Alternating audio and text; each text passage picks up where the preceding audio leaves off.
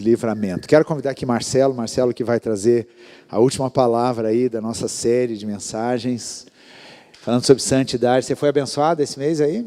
Né? Foi desafiado esse mês? Né? Então, vamos lá, vamos orar pelo Marcelo aqui, missionário, né?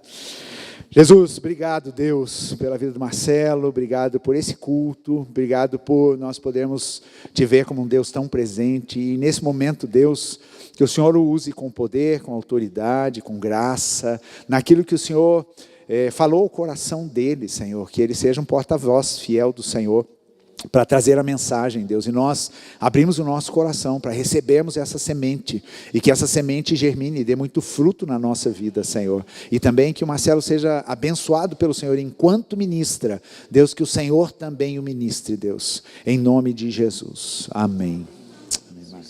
Amém. Amém, glória a Deus. Eu estava olhando ali a mão dele, né, depois de compartilhar esse milagre, eu tive um acidente, está vendo meu dedo aqui como está machucado? Eu perdi essa unha aqui. E foi um acidente bem mais simples, foi trocando telha lá na missão, e veio uma telha, e eu também estava de luva, a telha bateu no meu dedo, e aí ficou aquela unha querendo cair, caiu, e tá que feia que tá, estou tentando recuperar ela. Eu olhei para a mão dele e falei, cara, a mão dele está perfeita, não tem nenhuma sujeirinha, não tem nada. Eu falei, milagre mesmo, né? Que no meu não precisava tanto milagre assim, a unha foi, voltou, não amassaria tanto, né? Então, Deus está trabalhando com a minha unha aqui. Então, mas a palavra de Deus hoje, na verdade, eu vinha com uma mensagem no meu coração desde que o Reinaldo... Para falar, vou primeiro contar a história. Quando começou, né, desde a primeira mensagem sobre santidade, aí eu pensei assim, cara, 4 domingos falando de santidade, como que vai ser isso? Eu falei, aonde que vai ter tanto assunto para falar? Porque ser santo é ser santo, básico, né? Tem que, né? E aí eu fiquei pensando, curioso para ver como que o Reinaldo ia fazer. Daí ele pediu para mim falar o último domingo. E daí eu me senti desafiado, porque eu pensei, mas o que eu vou falar? E aí eu pensei que o que a gente tem de mais concreto sobre santidade é a pessoa de Jesus.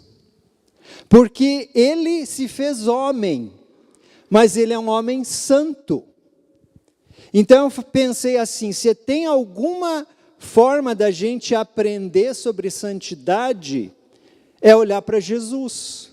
Porque às vezes a nossa ideia de santidade nunca é tão terrena, é muito nas nuvens, muito no espiritual. E daí, como que é ser santo aqui no dia a dia? Como que é viver santo cada dia, como é?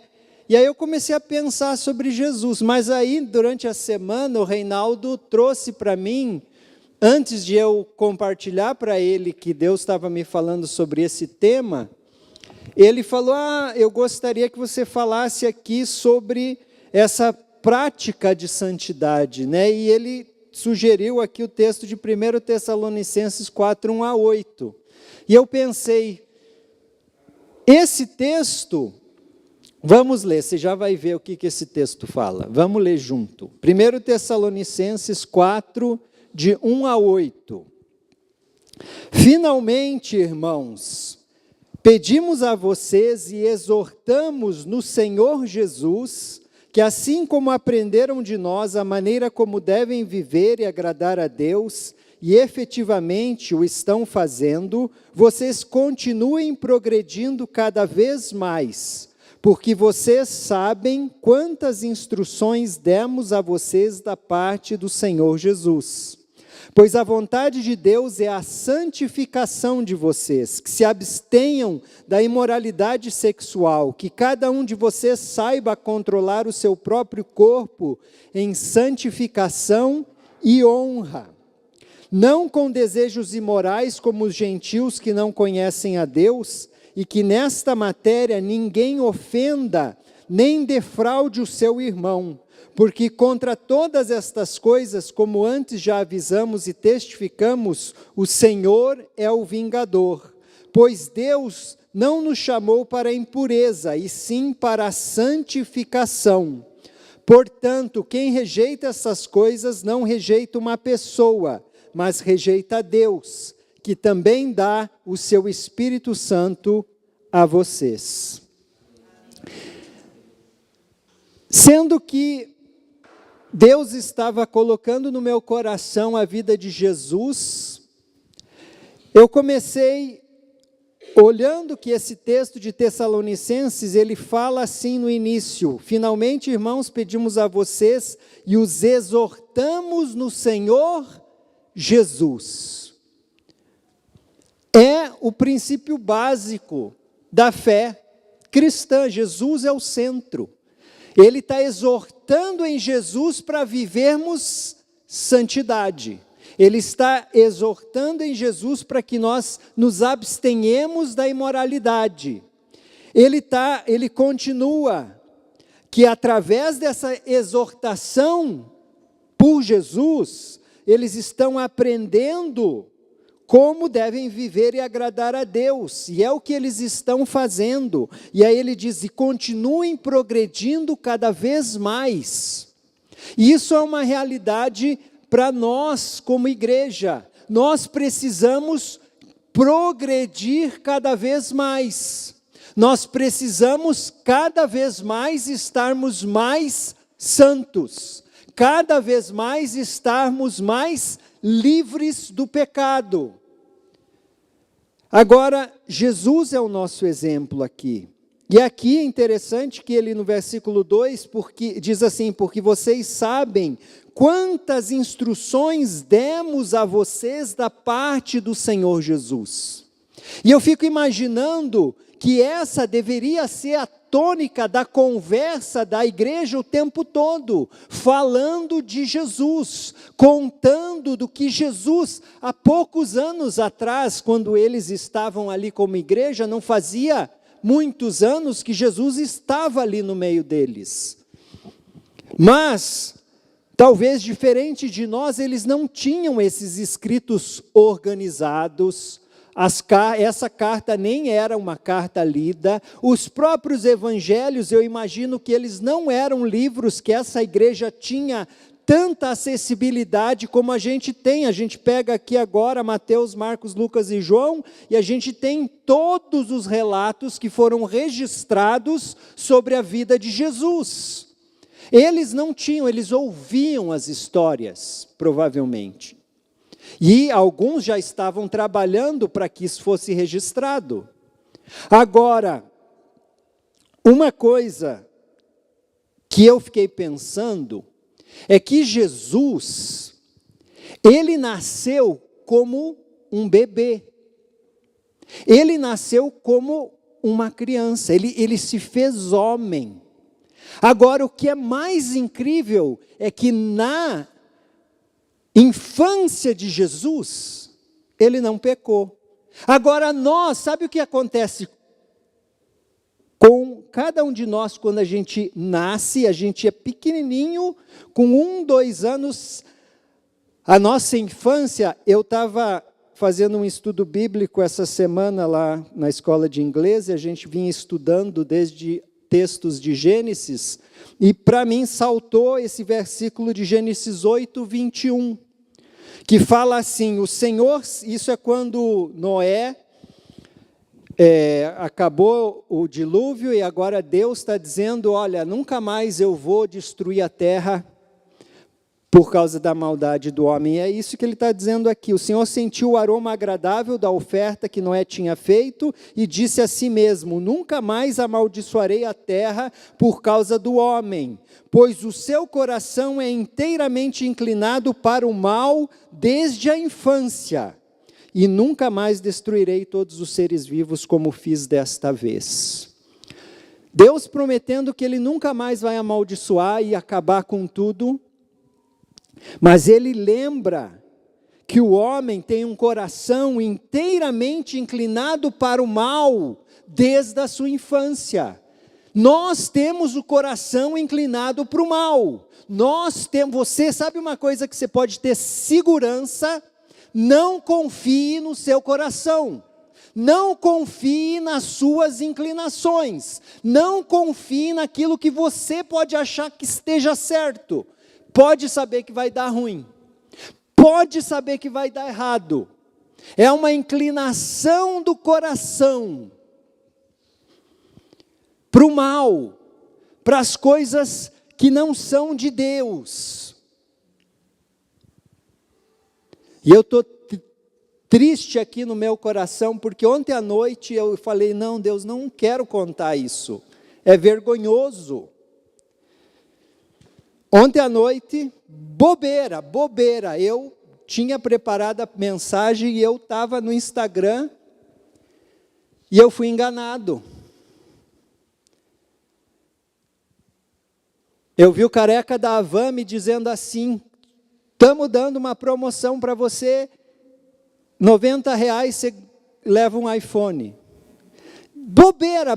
Eu falei, cara, mas sabe o que eu pensei, cara? Eu falei, o cara do Havan, ele não é mentiroso. E eu fui e comprei.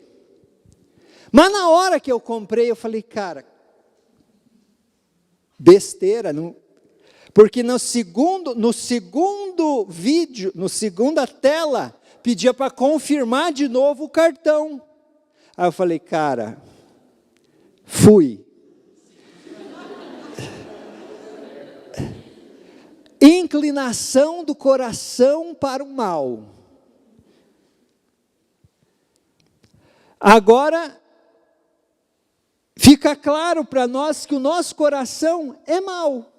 Ele vai para o lado errado, ele vai para o que não presta, ele vai inclinado para as coisas do nosso eu, da nossa carne, ele não vai para a santidade. Nós somos assim, e desde a infância. Você pega uma criança de 1 ano, você já vê maldade nela. Os pais têm que ser rápidos em corrigir, porque rapidinho eles vão mostrar de onde eles têm maldade. Está ali. Diferente do que talvez a humanidade gostaria. Não, todo mundo é bom. Não é, todo mundo é mau, é pecador. É por causa disso que Deus chama a gente à santidade. Agora, o que me impressiona é Jesus. Jesus foi criança e não pecou. Ele foi adolescente e não pecou. Ele foi um jovem e não pecou. Não é uma questão de idade. Eu posso pecar agora aos 55 anos como eu pequei aos 5 anos. Mas Jesus não pecou. Jesus é o homem santo. Ele nunca fez nada inclinado para o mal. Nunca. Gente, isso é tão importante, isso é tão relevante, sabe por quê? Porque se ele tivesse caído num só pequeno pecado, todos nós estávamos perdidos, todos nós estávamos totalmente perdidos, porque se não houvesse um sacrifício perfeito, nosso pecado não seria resolvido. E a gente estaria eternamente perdido, sem Deus, sem possibilidade de salvação, sem possibilidade de estar num lugar melhor. Porque se Jesus tivesse um pecado, nossa vida não teria solução. Mas Jesus, criança, foi esquecido pelos pais. Aos 12 anos foram na festa em Jerusalém e Jesus foi esquecido. Largaram ele. Eu, quando penso na minha filha que tem 13 anos, quando a criança já tem essa idade pré-adolescente, você já pensa, já é adultinho, né? Sabe se virar. Tipo, Se ela não está junto com a gente, hoje ela está lá embaixo cuidando das crianças. Quer dizer, não é mais criança, né? Está lá cuidando das crianças. Mas Jesus também estava nessa idade. Jesus estava lá agora no templo, vieram para a festa e agora é hora de ir embora. É hora de ir embora e a família é grande, a multidão é grande, aí José e Maria falaram, vamos embora, vamos embora. Onde que está Jesus? Está com a turma aí, deve estar lá com os primos dele, está vindo, né? Deve estar vindo. E foram embora. Passou um dia inteiro. E aí, onde que está Jesus? Cadê Jesus? Não, Jesus não está aqui. Jesus, imagine o desespero da Maria. Jesus não está aqui, Jesus não está aqui. Agora, tão apressado, correndo atrás de agora voltar um dia, né? Porque já foi um dia, agora tem que voltar um dia para buscar Jesus.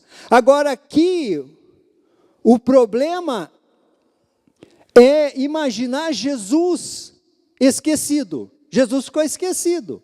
Agora, se você se pensar, você aos 12 anos de idade, esquecido por 48 horas, como é que você ia estar? Você aos 12 anos, você já tinha xingado o pai, a mãe, me esqueceram aqui, e a possibilidade da gente pecar nessa circunstância é muito alta. Jesus não pecou. Jesus estava de boa. Quando a mãe chegou, ela falou, você me achou aqui porque eu estava tratando as coisas do meu pai. E Jesus estava lá sentado com os líderes religiosos contando as coisas do Pai. E ele não pecou em momento nenhum, ele não se rebelou, ele não estava contra a autoridade dos pais, tanto que depois disso ele foi e acompanhou os pais e diz que ele continuava fiel, obedecendo a Deus e aos pais, respeitando a Maria, respeitando José. Em momento nenhum Jesus pecou. Mas a gente vê, e uma coisa que eu acho interessante, que a Bíblia, ela não conta muitos detalhes desse período. A gente só tem essa história, a gente não tem mais nada durante todo o período de 30 anos da vida de Jesus, onde a gente não tem histórias. A gente não tem relatos.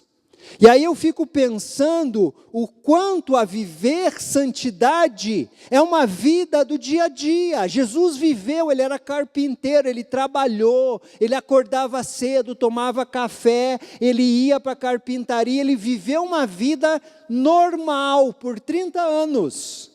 30 anos ele viveu a vida que cada um de nós podemos viver, santo.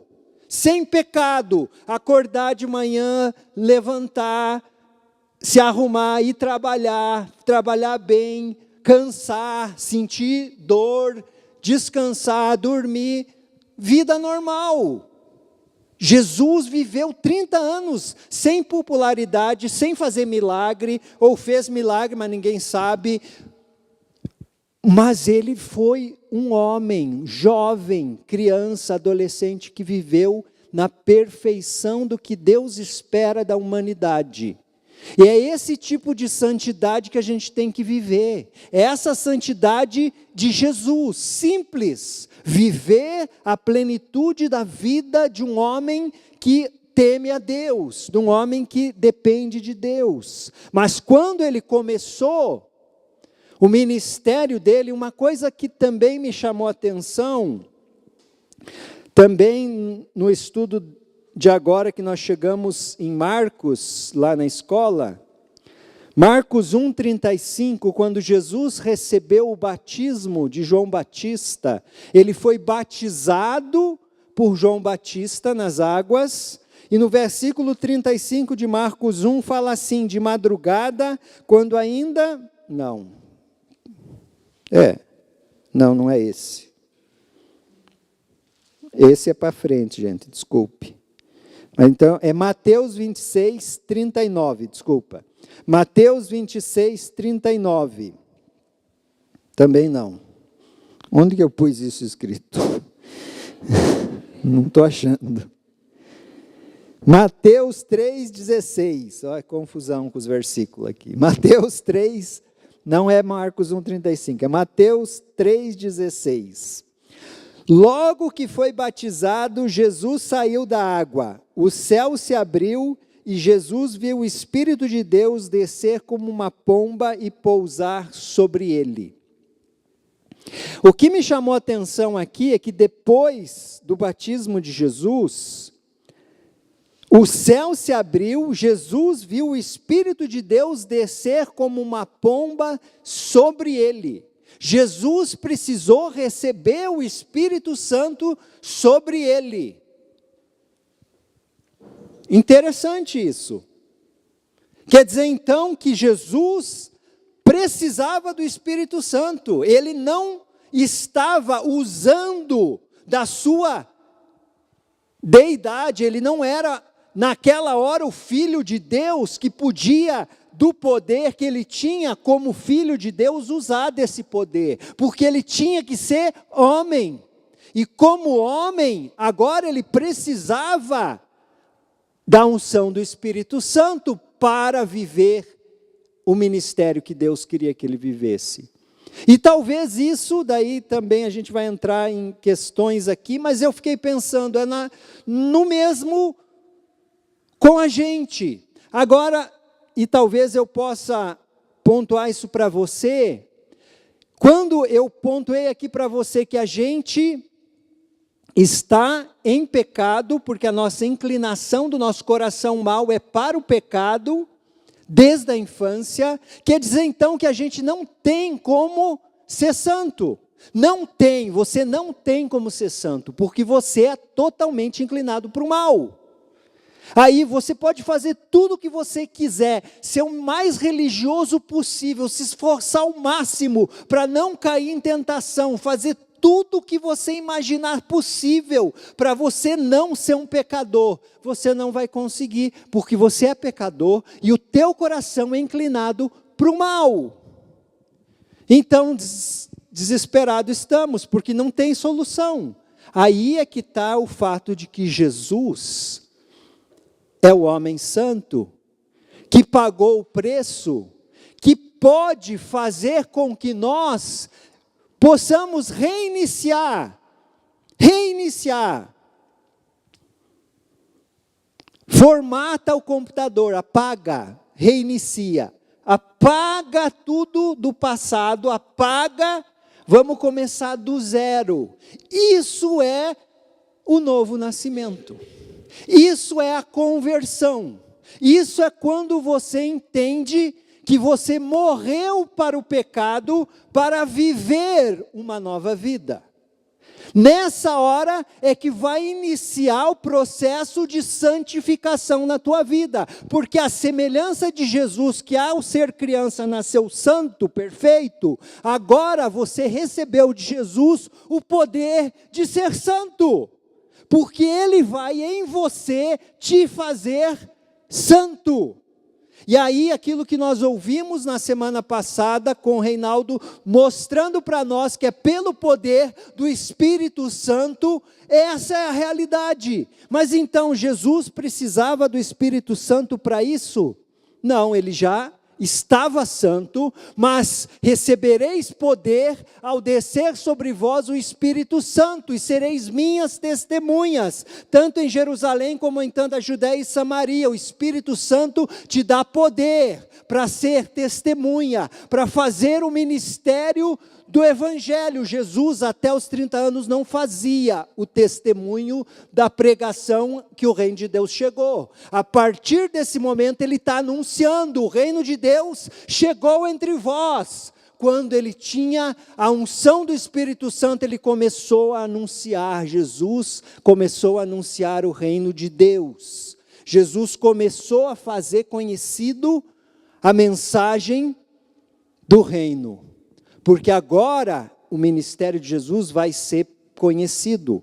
E nós, da mesma forma, quando nascemos de novo, quando recebemos o Espírito Santo, Deus pode encher-nos do Espírito Santo para sermos testemunhas. Para viver uma vida de santidade não é para se enclausurar dentro da igreja, para ir para um mosteiro, um monastério e ficar orando e buscando a Deus o tempo todo. Jesus nunca fez isso. Jesus foi para as ruas, Jesus foi pregar o reino de Deus, Jesus foi curar os enfermos, Jesus foi ser tentado.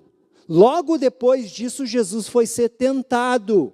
Jesus tinha que passar por todas as tentações e dizer: não, eu não quero, eu quero Deus. Não, eu não quero a inclinação da minha carne, porque Jesus estava em carne. Ele tinha a inclinação que poderia cair em pecado.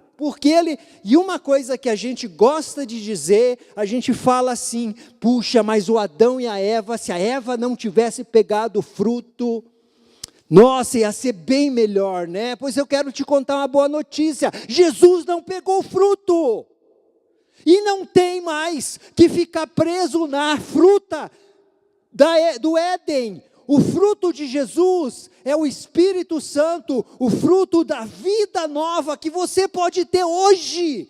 Não mais o velho homem, não mais a morte, não mais o pecado. Jesus nos dá o poder para vivermos santidade hoje. Como homem, mulher, na carne, como ele foi, como ele disse não, como ele pôde dizer não ao pecado. Você só pode isso no poder do Espírito Santo. Você só pode isso com Jesus em você, porque na sua carne você compra o iPhone de R$90.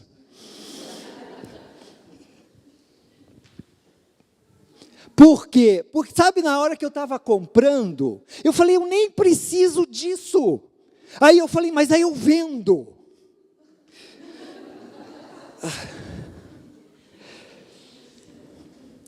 Mas Jesus não estava com olho no iPhone. Jesus dizia não para o iPhone. Jesus dizia não. Ele não estava inclinado para o mal, graças a Deus, porque Ele é o Cordeiro de Deus que tira o pecado do mundo. Agora, como que Jesus viveu? Ele foi acusado e não pecou. Ele foi tentado e não pecou. Jesus ficou irado e não pecou. Eu tive uma experiência essa semana de ficar irado e eu sei que eu não pequei. Sabe o que foi? Na sala de aula, dando aula para o 5º ano. Eu dou aula de inglês, do 2º ao 5º. Eu estava dando aula para o 5º ano. Aí um menino, um desses bem, carimbados, ele saiu lá e ele veio mexer com uma menina que estava na 2ª carteira, ele lá na 5ª carteira, ele vem na 2ª e faz uma brincadeirinha com a menina. Mas não só isso, ele fez alguma coisa com a menina, e daí outro menino do outro lado viu ele fazendo, levantou e veio, mexeu no cabelo da menina também. A ira veio assim. Eu falei: senta agora todo mundo. Falei brabo. Eu falei: eu não admito isso aqui na minha sala. Que desrespeito é esse? Onde que já se viu fazer isso com a menina? Eu nem sei o que eles tinham feito, mas eu estava numa ira. Eu falei: eu não admito isso nessa sala. O inglês essa hora foi para virou igreja. Agora eu estava descascando. Eu falei: eu não quero mais isso aqui nessa sala. Eu não quero mais isso aqui. Esse tipo de falta de respeito é inadmissível nessa sala de aula. É o que Jesus fez quando ele virou isso é você ficar irado e não pecar. Eu não pequei, eu não estava brabo com o menino. Estava, né? Mas não, não que eu quisesse machucar ele não. O que era? Ira. Mas sem pecado. Outra coisa que Jesus fez, que é normal, que todo mundo faz, ele chorou. E não foi só uma vez só não. A gente vê que ele chorou lá quando diz na Bíblia, Jesus chorou. Você vai ver que tem outros momentos que ele chorou também. Ele chorou. Imagino que várias vezes. Porque a vida foi difícil para ele. Deve ter chorado várias vezes na frente do Pai. Ele chorou, é normal. E não tem pecado nisso. Agora, ele fez algo muito claro. Ele foi contra a religiosidade. Hoje é sábado, não pode curar. Pode sim. E ele curava os enfermos. Falou, é certo fazer o bem ou fazer o mal no sábado? E a religiosidade não é santidade. E a gente às vezes acha que santidade é religiosidade. Religiosidade não é santidade. Jesus foi contra a religiosidade. Jesus pôs por água os religiosos, com quem Jesus mais debatia, com quem Jesus mais argumentava, era com os religiosos. E ele dizia, vocês falam isso, mas as coisas são assim, assim, assim. Vocês pensam dessa forma? Não, não é assim que se deve pensar, porque você acha que dá uma oferta das coisas mínimas, mas o teu coração não está na oferta, que adianta a sua oferta? Aquela viúva deu mais do que todos vocês. E assim Jesus debatia com os religiosos, sem pecar. Falava e levantava, e as palavras de Jesus muitas vezes eram palavras duras, que muitas vezes levaram ele para ser acusado, mas ele não pecou. Então nem sempre coisas que a gente fala que são verdade, e que podem ser duras, estão erradas. A gente precisa se posicionar contra a injustiça, a gente precisa se posicionar contra a maldade, mas não em pecado, em santidade. Tudo que Jesus fazia, você pode fazer igual. Se quer viver uma vida santa, uma coisa que eu pensei, que eu acho que eu vou começar a fazer, a gente precisa conhecer mais de Jesus. Onde que a gente conhece de Jesus? Nos evangelhos, Mateus, Marcos, Lucas e João. Eu falei, agora acho que eu vou começar a ler Mateus, Marcos, Lucas e João todos os dias. Todos, além da minha meditação, porque eu já medito na Bíblia inteira. Eu já meditei na Bíblia inteira umas 2 vezes. E eu continuo, porque eu vou por livros. Eu começo em Gênesis, num dia, no segundo dia em Salmos, no terceiro dia em Mateus. Agora eu estou meditando em Números, em Salmos, em Atos. Mas, à tarde, eu acho que eu vou começar a ler os evangelhos. Por quê? Porque é nos evangelhos que eu vou ter os exemplos de Jesus, é nas palavras de Jesus que eu preciso obedecer. Você sabe que o que a gente mais tem que obedecer na Bíblia é o que Jesus mandou a gente fazer. Tanto é que a gente está lendo Tessalonicenses, e o que eles estão falando ali é com base no que eles instruíram sobre Jesus. Eles não criaram uma igreja de outra estrutura, de outro fundamento. O fundamento da igreja é Jesus. Jesus é o nosso fundamento, é sobre ele que a gente precisa conversar. Sobre as coisas que Jesus deixou. E o que Jesus fazia? Jesus trabalhava, Jesus se alimentava, Jesus ensinava, Jesus curava, Jesus corrigia, Jesus dormia, Jesus orava, Jesus chorava, Jesus cantava, Jesus jejuava, Jesus resistia à tentação, Jesus fazia o que o Pai estava fazendo. Ele via o que o Pai estava fazendo, ele fazia. Jesus foi batizado, recebeu o Espírito Santo. Ele não era movido por demandas e necessidades. Quando todo mundo estava querendo Jesus, Jesus, Jesus, ele saía e ia falar com Deus e orava.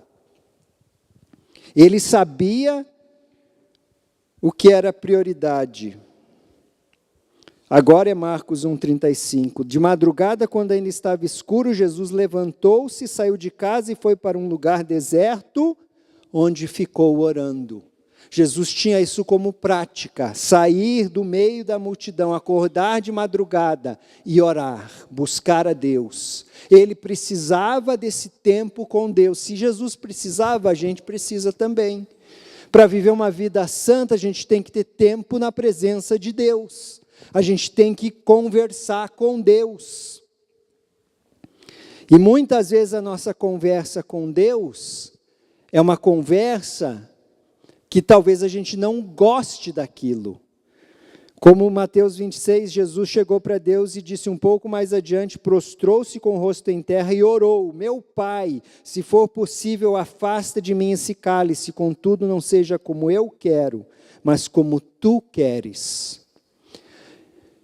Viver o que Deus quer para nós é viver a santidade, deixar Deus tomar as decisões para nós, deixar que Deus mostre para nós o que nós devemos fazer.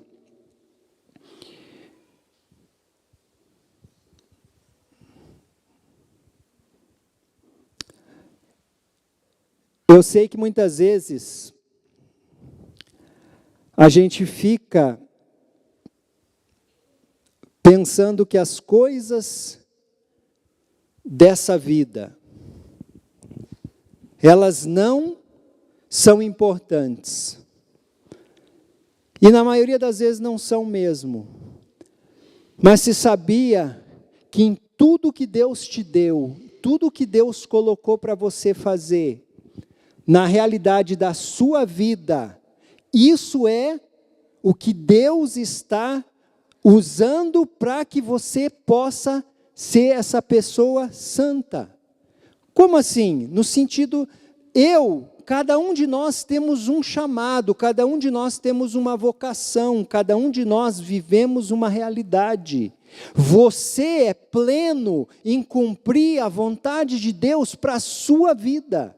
Jesus, ele precisava ir para a cruz por nós. Era a única forma de nós termos poder para viver a santidade. Mas você sabe o que Jesus faz? Ele te dá poder para que você viva a plenitude da vontade de Deus para a sua vida. E a sua vida não é a vida do outro, é a sua vida. É o que Deus tem para você, é o que Deus quer fazer através de você. E Deus tem dado a você dons e talentos para que você seja santo naquilo que Ele te deu, para que você brilhe a luz de Cristo através da área de atuação que Ele deu para cada um de vocês, onde você vai brilhar como o sal da terra e luz do mundo naquilo que Deus te deu, para você viver uma vida santa, livre de imoralidade, livre de pecado.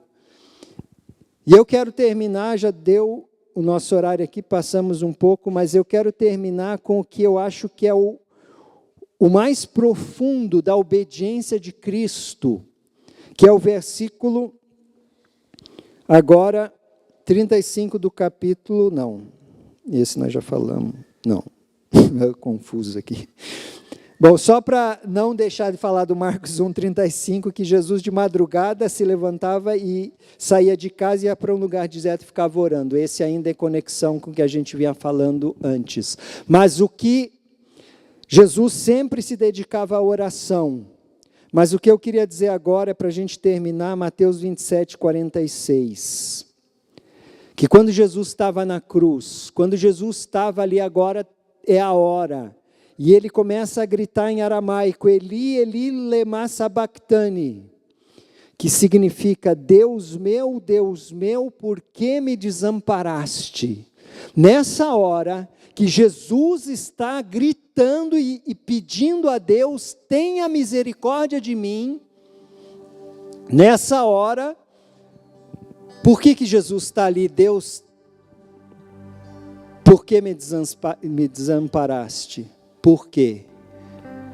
Porque Jesus, sendo o Filho de Deus, cheio do Espírito Santo, nessa hora foi abandonado pelo Espírito e por Deus.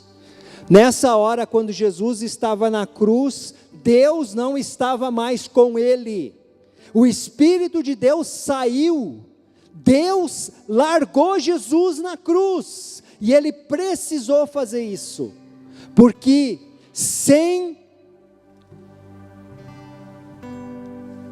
pecado, Jesus tomou sobre si o pecado de todos nós, de toda a história, de toda a humanidade. O Cordeiro de Deus que tira o pecado do mundo, sobre ele veio o peso da maldade, do pecado de todos. E nessa hora ele não estava mais em unidade eterna que ele sempre teve, eternamente unido, Pai, Filho e Espírito Santo. Nessa hora, ele não estava mais, porque o nosso pecado pôs ele no inferno, o nosso pecado pôs ele longe de Deus, afastado de Deus, mas porque ele era o homem santo, o Cordeiro de Deus, ele venceu a morte, ele venceu o pecado, e hoje nós temos poder para vivermos uma nova vida, uma nova santidade, um novo horizonte. Você pode ser santo hoje, porque Jesus morreu na cruz. E ao terceiro dia ele ressuscitou dos mortos, e não existe nessa terra ninguém que possa fazer isso, a não ser ele.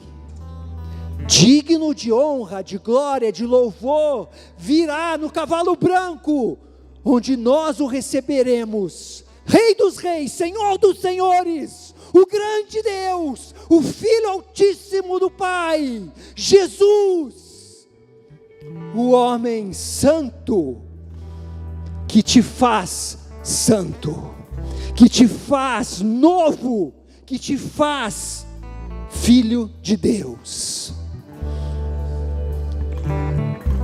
Nós somos separados para isso, chamados para isso, santificados em Jesus, santificados não na força do nosso eu, mas na graça, na misericórdia, para que progredimos nisso. Vamos como igreja crescer mais perto da santidade, mais perto. E se você pecar, pede perdão, pede misericórdia. Deus me mostrou minha fraqueza, e eu estou pedindo a misericórdia de Deus. Estou importunando o Itaú: ó, essa compra aqui não valeu, me devolve o dinheiro.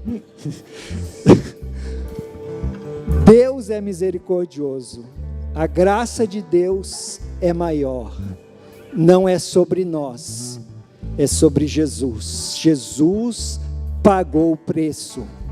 Muito obrigado, Senhor, por essa oportunidade de refletirmos tão